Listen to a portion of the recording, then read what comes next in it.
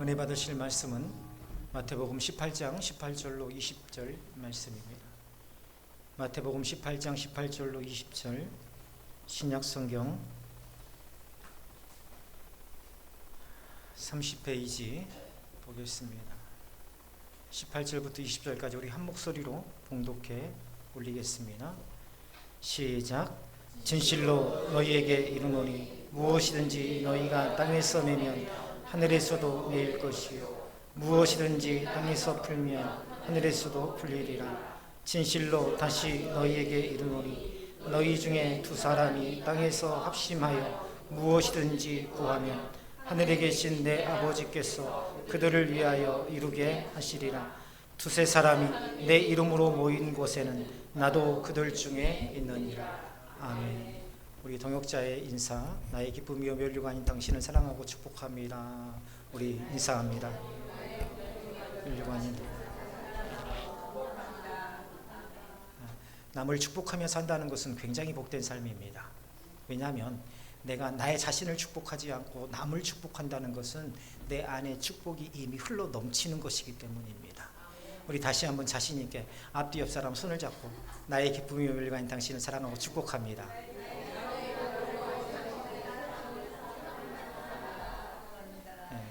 사도 바울이 항상 자신의 동역자들을 소개할 때 나의 기쁨이요 멸류가 아닌 야고보, 디모데 이렇게 인사했다라는 것 우리가 기억하시고, 사실은 오늘 정준이 안수 집사님이 기도를 못 하실 줄 알았어요.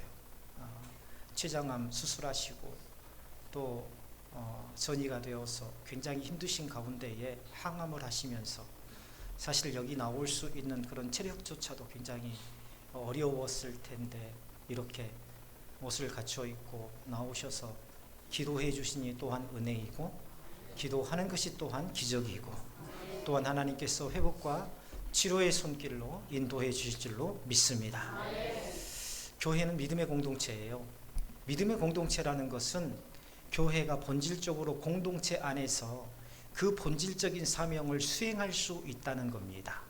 믿음이 공동체와 연결되어 있다는 거예요. 믿음은 나 혼자서 안 돼요.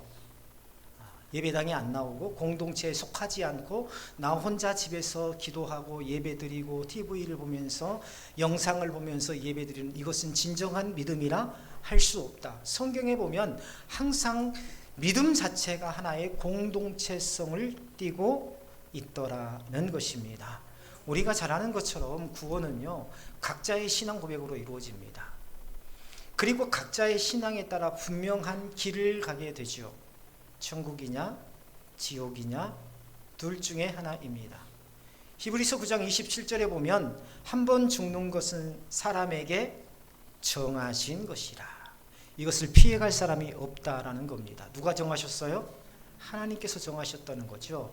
그리고 그 후에는 심판이 있다라고 말씀하고 있습니다. 구원받은 자에게는 천국이 확정적이고 구원받지 못한 자에게 지옥도 확정적이더라는 겁니다. 우리가 요한계시록을 묵상하면서 보았지만 하나님을 믿는 믿음이 없는 자들은 마지막 7 대접, 마지막 7번째 심판에서도 혀를 깨무는 그러한 고통 중에도 하나님을 원망하고 오히려 하나님을 부인하는 것을 우리가 볼 수 있었죠. 오직 하나님의 선택하신, 하나님께서 택하신 백성만이 주 예수 그리스도를 믿는 믿음으로 주님 앞에 나와 구원 얻는다라는 것입니다. 여기서 우리가 한 가지 짚고 넘어가야 될 게 있어요. 성경에 보면 천국도 나오고 낙원이라는 말도 나옵니다. 그렇죠? 성경을 읽다 보면 낙원이라는 말도 나오고 천국이라는 말도 나와요. 이것에 대한 차이점이 있느냐는 것입니다. 혹시 들어보신 적 있으세요? 낙원이라는 말이 어디서 나오죠? 누가복음 23장 43절에 보면 예수님께서 십자가 위에서 강도에게 뭐라고 하세요? 오늘 내가 나와 함께 낙원에 있으리라 말씀하셨습니다. 우리는 천국 가는 게 아닌가요? 근데 낙원은 또 뭐죠? 혹시 성경을 읽으면서 궁금해하지 않으셨나요? 누군가에게 물어보지 않으셨나요? 이 외에도 고린도후서 12장 4절에 보면 낙원이라는 말이 나오죠. 또 요한계시록 2장 7절에서도 보면 이기는 그에게는 내가 하나님의 낙원에 있는 생명나무의 열매를 주어 먹게 하리라 라고 기록하고 있습니다. 반대로 음부도 나옵니다. 낙원과 반대되는 개념이죠. 자, 누가복음 16장 23절에 보면 부자의 이야기에서 그가 음부에서 고통 중에 눈을 들어 아브라함과 그의 품에 있는 나사로를 보았더라 라고 기록되어 있어요. 자, 천국과 낙원, 지옥과 음부 어떻게 다를까요? 자, 천국과 낙원 어떻게 다르죠? 누가 한번 설명해 보실 수 있나요? 네? 같은 말이에요? 네. 같은 말인지 맞습니다. 하지만 분명한 설명은 되지 않아요. 왜냐하면 왜 기독교인들, 그 중에서도 장로교, 개혁주의에 속한 우리 동역자들이 왜 이 낙원과 천국의 개념에 대해서 잘 알아야 되냐면, 보시면은 카톨릭의 연옥의 개념과 자꾸 헷갈리세요. 그래서 낙원에 갔다가 나중에 천국에 가는 것 아니냐? 그러면 카톨릭이 말하는 연옥과 무슨 차이가 있느냐는 거죠. 그래서 이것은 교리적인 문제이기 때문에요, 분명하고 확실하게 알아야 됩니다. 왜냐하면 이것은 구원론과 관계되어 있는 것이기 때문입니다. 결론적으로 본질적으로 우리 김봉현 권사님이 말씀하신 것처럼 본질적으로는 같은 말이에요. 개혁주의에서는요, 본질적으로 낙원과 천국을 다른 곳으로 구분하지 않고 같은 곳이라고 말합니다. 하지만 이게 어떻게 같냐? 시간적으로, 상태적으로 다른 것뿐, 장소적인 개념에서는 같은 곳으로 해석합니다. 자, 다시 한번 말씀을 드릴게요. 시간적으로, 상태적으로 다른 것일 뿐 장소적으로는 같은 개념입니다. 무슨 말이냐? 개혁주의에서는 천국과 낙원을 별개의 장소라고 구분하지 않습니다. 다만 시간적인 국면에 따라서 표현이 달라지는 것이다 라고 이해합니다. 믿는 자가 죽으면은요, 그리스도와 함께, 다시 말하면 다른 말로 하면 하나님의 임재 안에서 낙원으로 들어갑니다. 어디로 들어간다고요? 낙원으로 들어가요. 그때의 육체는 어떻게 되죠? 육체는 어떻게 돼요? 땅속에 흙으로 돌아가지 않습니까? 그렇죠. 우리의 영혼만 어디로 가요? 낙원으로 가요. 자, 정확하게 정리하세요.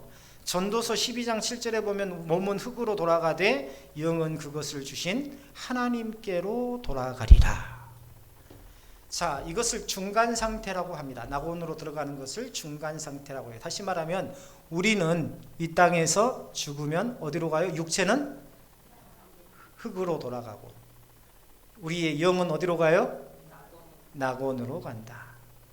그리고 예수님의 재림 때에 죽은 자의 영혼이 부활한 몸과 연합해서 최종적인 영광의 상태로 들어갑니다. 이걸 뭐라고 하냐면 성경에서는 새 하늘과 새 땅, 즉 천국이라고 말하는 겁니다.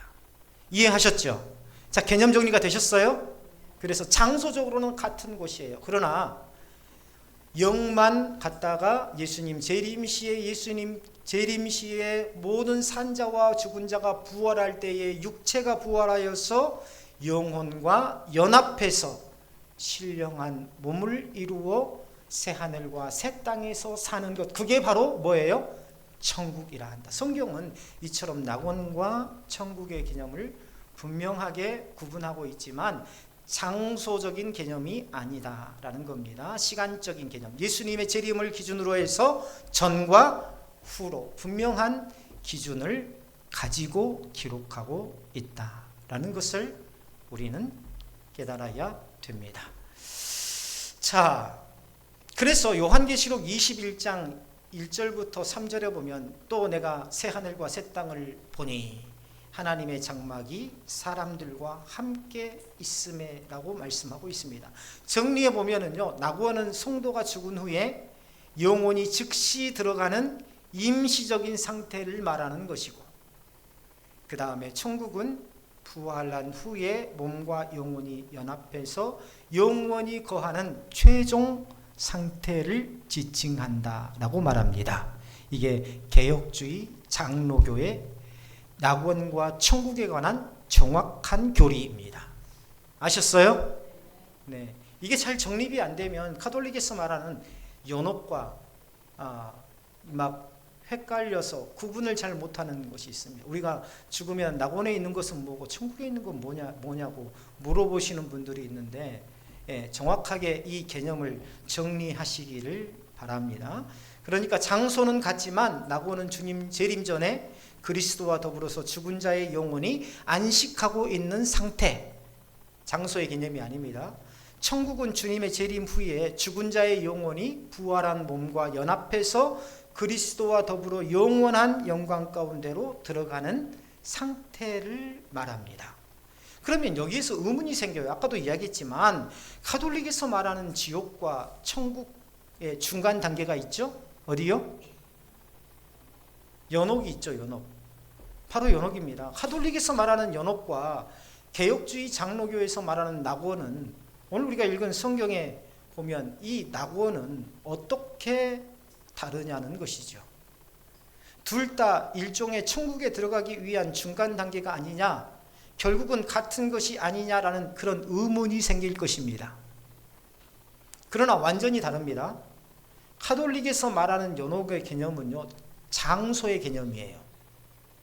장소의 개념. 우리에게는 영원한 하나님의 나라에서 어디로 가요? 둘 중 하나입니다. 천국이냐 지옥이냐, 예수님 재림 후에. 그런데 이 카톨릭에서는 천국과 연옥과 지옥, 이 세 장소를 구분합니다. 세 개의 장소적 개념 중에 하나라는 것. 실제로 카톨릭에서는요, 이 연옥이 죽은 자가 천국에 들어가기 전에 자신의 남은 죄를 형벌을 통해서 정화하는 장소를 연옥이라고 교리적으로 정립이 되어 있어요. 연옥이 어떤 것이라고요? 자신의 남은 죄를 정화하는 장소가 바로 연옥이다. 이 연옥에 대한 이야기만 보더라도요, 기독교와 카톨릭은 구원론 자체가 완전히 다르다는 것을 알 수 있습니다. 큰 집과 작은 집의 차이가 아니라 완전히 다른 종교예요. 개혁주의에서는요, 구원받은 백성은 다시는 죄로 인한 형벌을 받지 않는다는 것이 바로 복음입니다. 그렇죠? 자, 그런데 카톨릭의 연옥 교리는 구원받은 자가 이후에 연옥에서 자신의 남은 여죄에 대한 형벌을 받는데, 그 형벌을 받아야 정화가 된다는 것이죠. 그리고 그 정화의 과정을 거쳐야 비로소 완전한 천국에 들어간다. 그래서 이 땅에서 산 자들이 죽은 자들을 위해서 미사를 드리고 기도해야 그 형벌이, 연옥에서의 그 형벌이 단축된다고 가르칩니다. 즉 카톨릭의 입장에서 연옥은 구원이 확정되지 않는 상태에서 남은 죄에 대해 형벌을 통해 정화하는 과정을 거치는 장소가 연옥입니다. 그러나 뭐예요? 기독교에서의 이 낙원은 완전한 구원, 완벽한 구원을 받은 자가 죄와 상관없이 이 땅에서의 죽어서 육체는 흙으로 들어가고 영혼은 낙원에 있다가 거기에서 안식을 취하고 있다가 예수님 재림 후에 산자와 죽은 자가, 요한계시록에서 산자와 죽은 자의 부활 나오지 않습니까? 산자와 죽은 자가 부활할 때에 그때 부활한 육체와 더불어서 연합해서 영원한 영광 가운데로 들어간다라고 가르치고 있죠. 그러므로 카톨릭은 예수 그리스도의 십자가 대속의 완전성을 부인하고 있는 거죠. 예수님의 십자가 외에 또 다른 연옥에서의 또 다른 정화의 과정이 필요하다라고 말하고 있는 겁니다. 그래서 카톨릭의 입장에서 본다면 예수 그리스도의 죄사함은 불완전하고 구원도 불완전한 것이 되는 것입니다. 반대로 개혁주의에서는 그리스도의 십자가 사역이 완전해서 성도의 죄를 다 사했다라고 보기 때문에 연옥을 인정하지 않고 대신 낙원을 강조합니다. 이 땅에서의 믿는 자들이 바로 예수님 재림 때까지 그 영혼이 안식을 얻는 곳, 이곳이 낙원이다. 자, 정리되셨어요?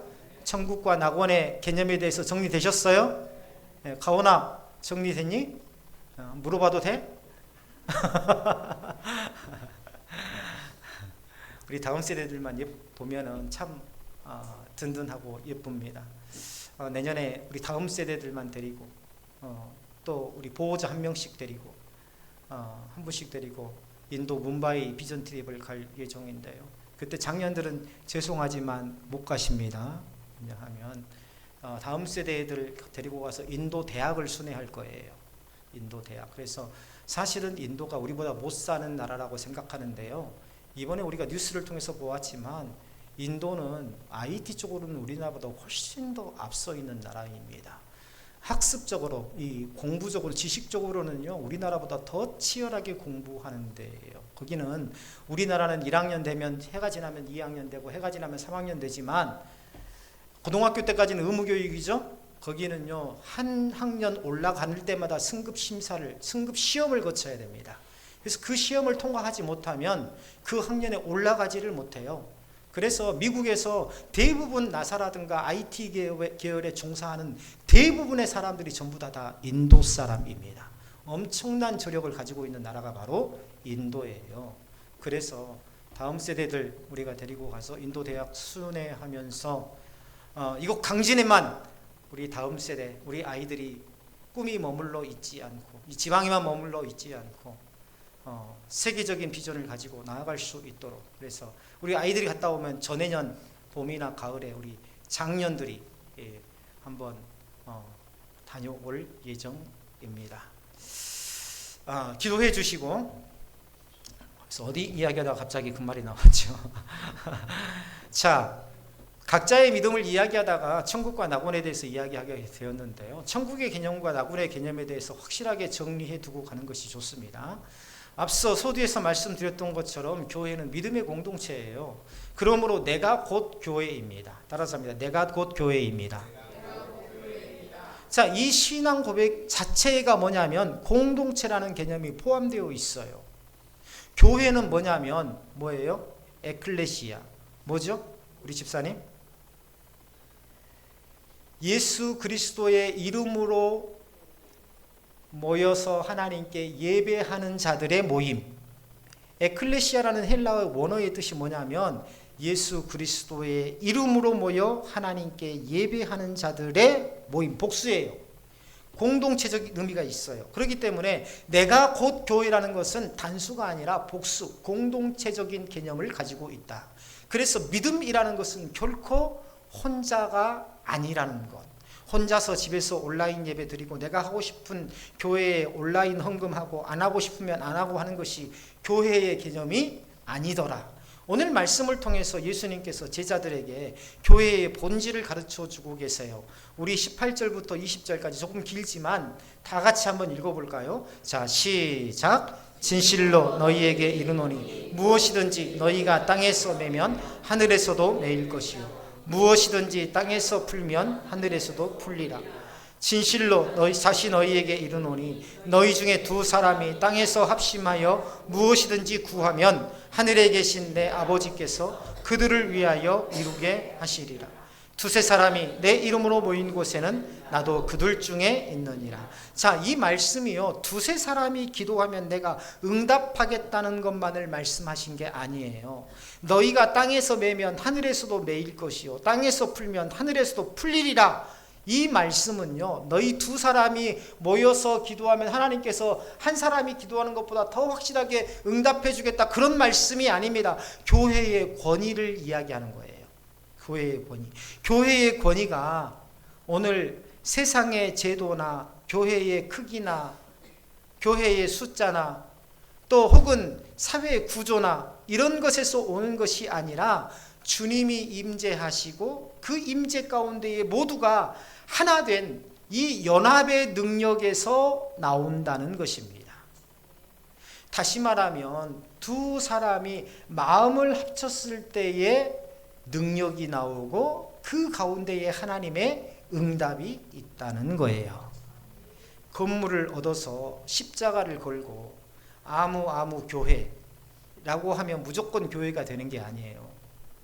첫째는 건물이 교회가 아니라 사람이 교회입니다. 따라서 합니다. 사람이 교회입니다.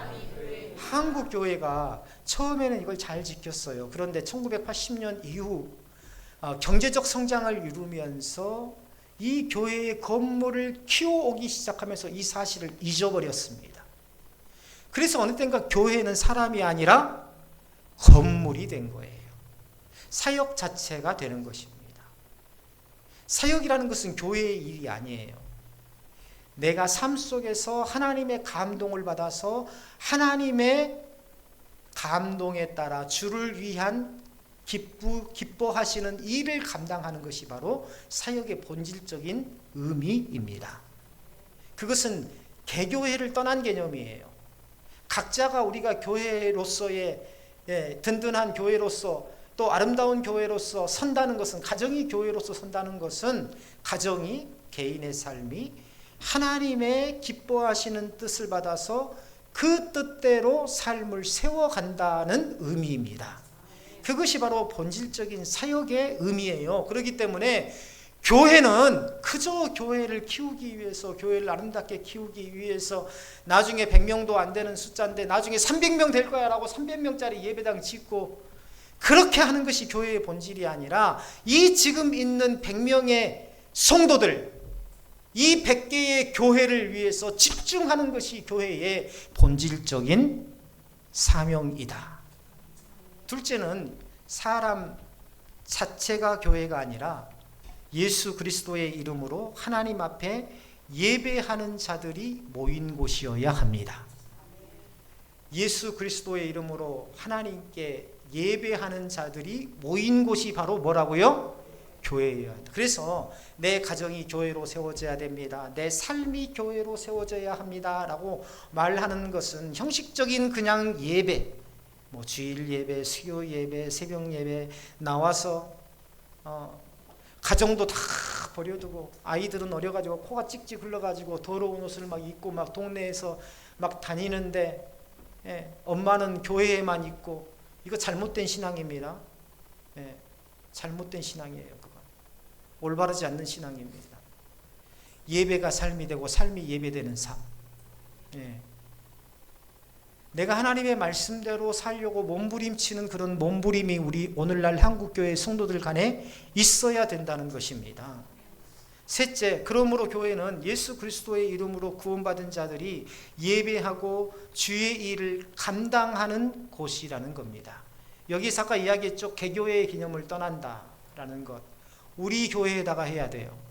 우리 교회에서만 사역해야 돼요. 이게 아니라는 겁니다.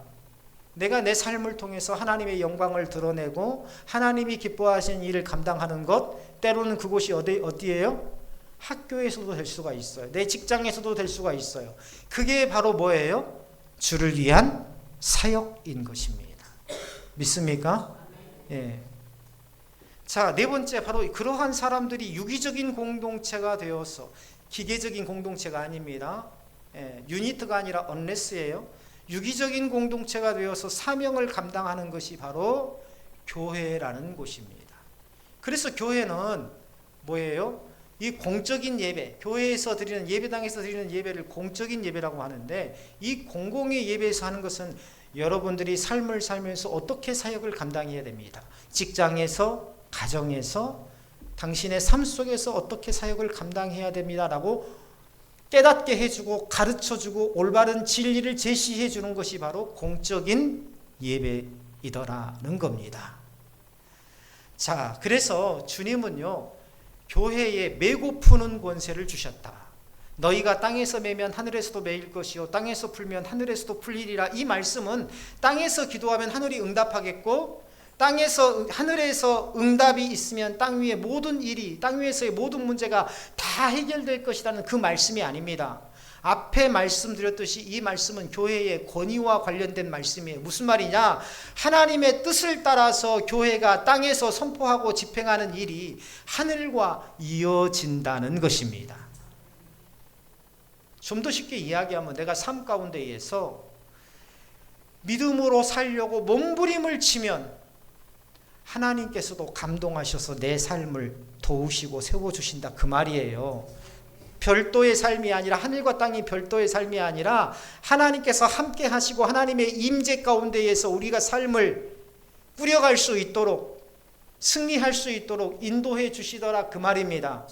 하나님은 우리에게 완전한 삶을 원하지 않으세요. 완벽한 삶을 원하시는 게 아니라 온전한 삶을 원합니다. 뭐 그게 아니냐? 틀려요. 그게 틀립니다. 완벽한 삶을 원하는 게 아니라 성경도 보고 예배도 전혀 빠지지 않고 헌금도 잘하고, 뭐든지 다 잘해요. 완벽해. 저 사람은 마음까지도 완벽할까요? 이 세상에 완벽한 사람은 하나도 없습니다.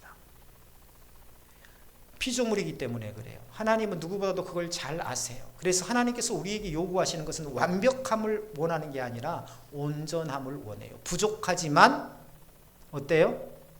부족하지만 그래도 하나님의 말씀대로 살려고 몸부림치는 그 모습을 하나님께서는 온전함이라 이렇게 여기시더라는 겁니다. 그래서 우리 삶에 온전함이 있어야 돼요.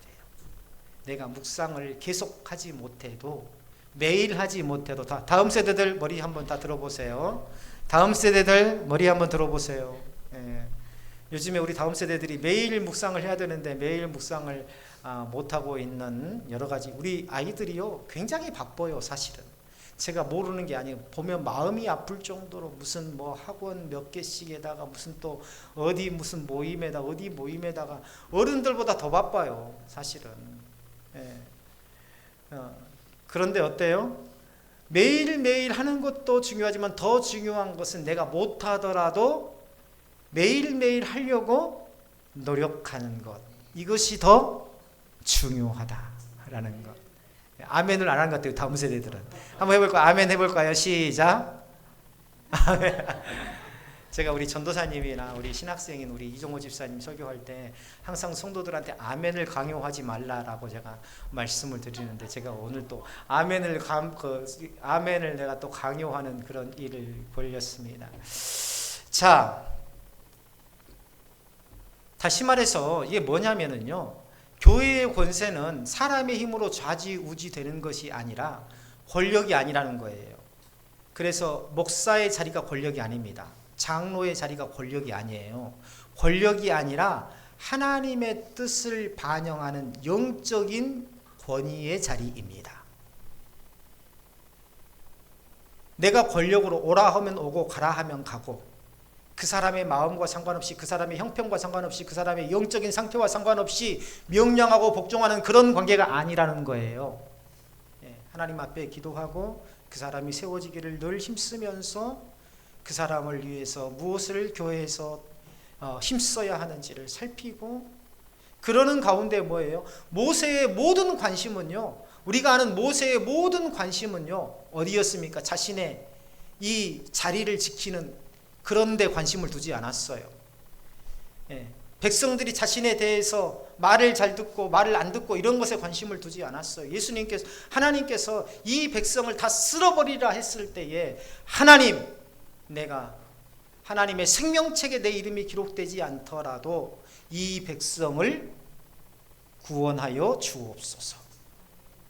백성을 사랑하는 마음이 지극했다는 겁니다. 바로 내가 성도를 사랑하는 마음, 동역자를 사랑하는 마음, 거기에서부터 뭐가 나온다? 영적인 권위가 나온다. 바로 교회의 권세는 그것을 이야기하는 것이다. 예수님께서 이어서 합심하여 드리는 기도의 능력을 말씀하죠. 너희 중에 두 사람이 땅에서 합심하여 무엇이든지 구하면 이라고 하셨을 때, 여기에서 두 사람이라는 것은 사람의 인원을 말하는 게 아닙니다. 우리가 보통 사람 수가 적어도 우리가 기도회에 모였을 때에 두 사람밖에 안 왔어요. 그럴 때에 인도자가 뭐라고 합니까? 그래요, 두세 사람이 모인 곳에 그 가운데도 함께 하신다 했으니 우리가 그래도 두 사람이라도 힘써 기도합시다 라고 이야기하죠. 하지만 보통 사람 수가 적어도 하나님께서 그 가운데에 함께 하실 것이라는 말을 할 때 이 말씀을 인용하기도 하는데, 두 사람이라는 것은 사람의 최소한의 수를 말하거나 혹은 함께 같은 기도 제목으로 기도하면 하나님께서 응답하신다라는 그런 의미로 쓰인 게 아니에요. 또 한편으로는요, 반드시 기도라는 신앙적 행위 자체만을 이야기하는 게 아닙니다. 제가 늘 강조하는 게 있죠. 예배당에 와서 손을 모으고 기도하는 것만이 기도가 아니다.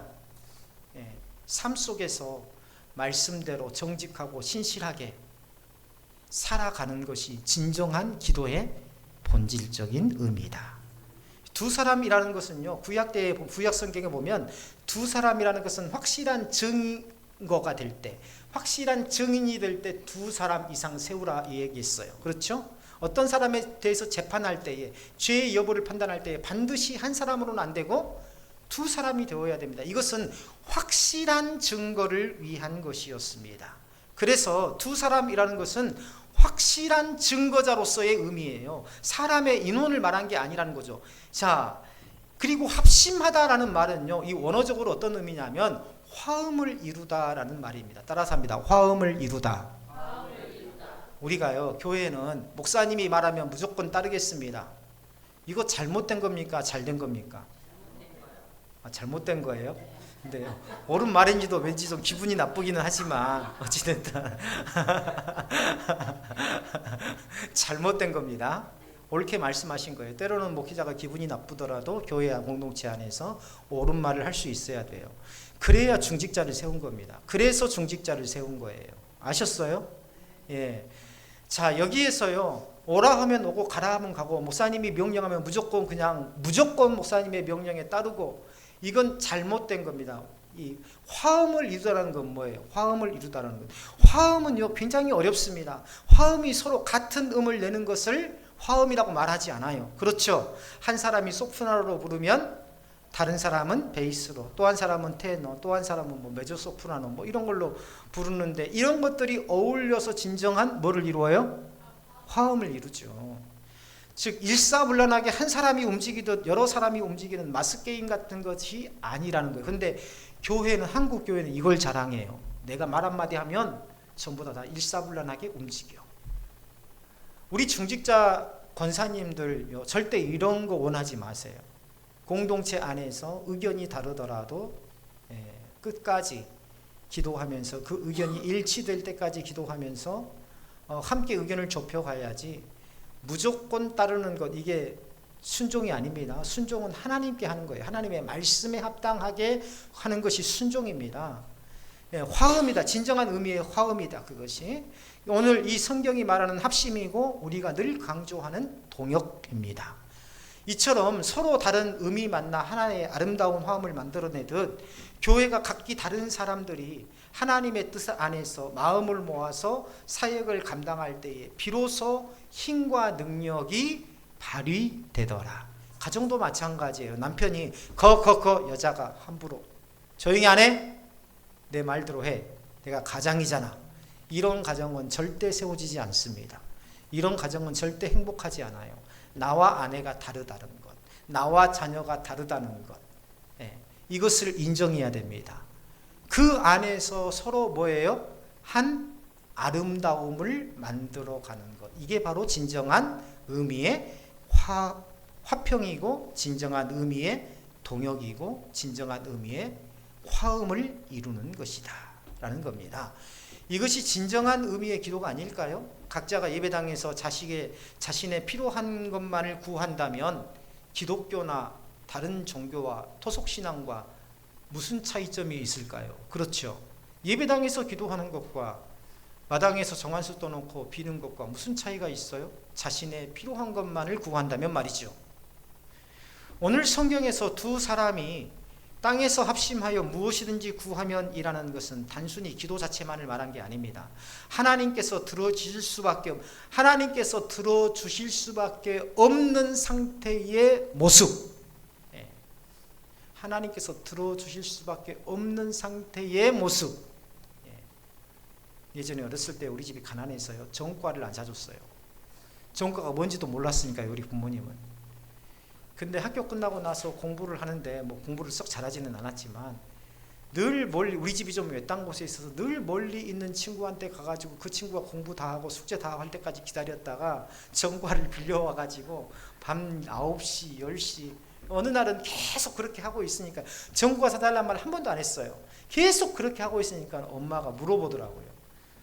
너 맨날 학교 끝나면 가가지고 어디 갔다 오고 뭔 책을 가지고 와가지고 밤늦게까지 그렇게 하니 물어보더라고요. 그래서 그런 이야기를 했더니 어머니가 나중에는 그 전과를 사라고 돈을 주시더라고요. 이게 바로 뭐예요? 어머니가 하나님께서 들어주실 수밖에 없는 삶의 상태를 유지하는 것, 이게 바로 진정한 기도의 모습입니다. 루터는 이 대목을 해석하면서요, 교회의 기도는 단순히 여러 사람이 함께 모여서 기도하는 것이 아니라 성령의 인도하심 안에서 하나 되어서 올려드리는 것이 진정한 기도라, 이렇게 말했습니다. 우리가 동역을 하다 보면 말이 동역이지 단지 그냥 육체적으로 어떤 일에 대해서 함께 하는 것, 이게 사실은 진정한 동역의 의미는 아니에요. 우리가 사도 바울 이 목회 서신들을 보면은요, 뭐예요? 온 마음을 함께 해서 주 안에서 마음을 함께 하며 기뻐하고 즐거워함으로 그 일을 감당해 나가는 것, 이게 바로 진정한 의미의 동역입니다. 그리고 주님은 이렇게 말씀하시죠. 두세 사람이 내 이름으로 모인 곳에 나도 그들 중에 있느니라. 이 약속은요, 교회가 될 수 있는 근거입니다. 우리 교회의 전체적인 방향이 교회가 교회됨을 이루는 교회 아닙니까? 그렇죠? 네. 교회가 교회됨을 이루는 교회. 그런데 가끔 목사님, 예전에 내가 있던 교회에서는 그렇게 하지 않았는데요, 그렇게 말씀하시는데, 물론 그렇습니다. 우리가 과거에 신앙생활 하신 분들의 전통과 또 했던 그런 방식은 충분히 존중되어야 합니다. 그러나 어떻게 하면 이 교회가 더욱더 성경적인 교회, 하나님께서 기뻐하시는 교회가 될 것인가를 늘 고민하지 않으면 우리는 교회다운 교회로서 세워갈 수 없다는 것을 깨달아야 돼요. 그래서 종교개혁자 칼빈이 개혁된 교회는 날마다 개혁되어야 한다 라고 이야기하고 있는 겁니다. 베드로와 요한이 지금 여기가 좋사오니 변화산에서 고백처럼 그렇게 하는 것이 아니라, 지금 이 상태도 좋은데 뭘 또 바꿔갑니까? 뭘 또 개혁해 갑니까? 이게 아니라 개혁된 교회는 항상 어떻게 된다? 개혁해야 한다. 이게 바로 교회됨을 이루는 진정한 방향성이다 라는 거죠. 내 이름으로라는 말은요, 그냥 예수님의 이름으로 모인다는 것을 말하는 게 아니라 예수 그리스도를 믿는 믿음 안에서 모인다는 의미입니다. 우리는요, 진실되지 않는 지도자들이 일반인보다 사회적으로 더 큰 폐악이 되고 있다는 것을 최근의 상황들을 통해서 우리는 잘 경험하고 있어요. 한 명의 지도자를 잘못 세우는 것은 나라와 민족의 근간을 흔드는 일이 될 수 있고, 또 한 사람의 목회자가 잘못 세워지는 것은 교회 전체가 힘들게 되는 그러한 원인이 될 수가 있고, 진실은 입으로 말한다고 해서 진실인 게 아닙니다. 그들의 입술에서는 늘 국민을 위해, 국민이 보고 있고 나라를 위해, 평화를 위해 이렇게 말하지만 결국 그 입술 뒤에 감추어진 마음속에는 자신들의 욕망을 채우고 있는 거죠. 교회도 마찬가지예요. 예수님의 이름으로 모인다고 해서 모두가 다 진실하지 않아요. 진실한 삶이 뒷받침될 때에 비로소 진실한 교회가 될 수 있는 겁니다. 사랑하는 동역자 여러분, 우리 교회가 외형적으로 아름답고 교회의 부속시설들이 늘어나고 이게 교회됨을 이루는 게 아니에요. 정말 진실로 바라고 원하옵기는 우리 동역자 한 분 한 분들의 삶이 믿음 안에서 건실하게 세워지고, 그 믿음의 건실함으로 하나님의 약속 있죠? 이 땅에서도 하나님께서 어떻게 하신다? 아브라함에게 주셨던 약속과 같이 번성하게 하신다. 제 유일한 소망은 그겁니다.